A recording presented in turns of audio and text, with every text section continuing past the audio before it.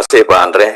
Dan saya melihat memang ada PT Pengelola Aset. Jadi saya sebetulnya dulu pada waktu mulai masuk di Komisi 6 berharap setiap persoalan yang terjadi di BUMN itu bisa diselesaikan di PPA.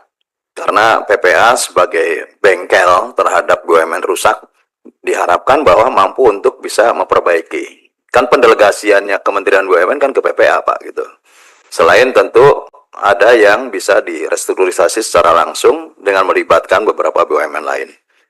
Nah, kalau kita harapannya bahwa PPA bisa menjadi BUMN ataupun lembaga yang mampu memperbaiki, semestinya kan tidak profit taking. Contoh, Waskita Karya itu keluar masuk, keluar lagi masuk lagi, malah menambah beban gitu. Karena selama ini PPA ya cari untung dari kerja-kerjanya itu gitu. Semestinya kan kalau untuk memperbaiki karena sebagai lembaga BUMN juga, menurut saya ya semestinya jangan cari untung. Kalau cari untung itu ya nanti persamaannya adalah lintah darat atau apa namanya tengkulak gitu, atau apa namanya rentenir gitu. Bisa mengeluarkan, membantu merestrukturisasi BUMN dengan sekian, dia ngambil untung duluan gitu.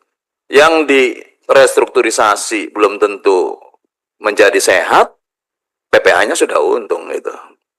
Nah, menurut saya ini harus ada perubahan paradigma juga gitu di dalam lembaga-lembaga yang tentu ditunjuk ini menjadi lembaga untuk memperbaiki terhadap kinerja BUMN. Jadi mungkin menjadi catatan Pak Tiko bahwa ya oke lah, Anda diwajibkan untuk bisa hidup sendiri dari PPA. Tetapi ya untuk hidup tidak mencari untung gitu. Karena nanti ngejarnya pada akhirnya ngejar untung supaya di ujung nanti ada tantiem misalkan. Ini kan sudah keluar dari jalurnya. Kayak dulu lah pada waktu terjadinya krisis, kemudian negara menunjuk lembaga, mereka membeli aset-aset dan kemudian menjualnya dengan harga proporsional. Nah, bagaimana juga BUMN disehatkan tidak menjadi menambah beban gitu loh.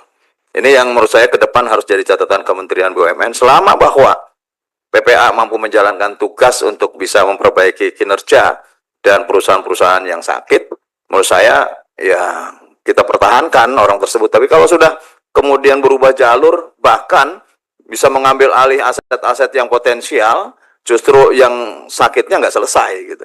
Nah, ini menurut saya harus dievaluasi lah ke depan. Terima kasih Pak Andre. Terima kasih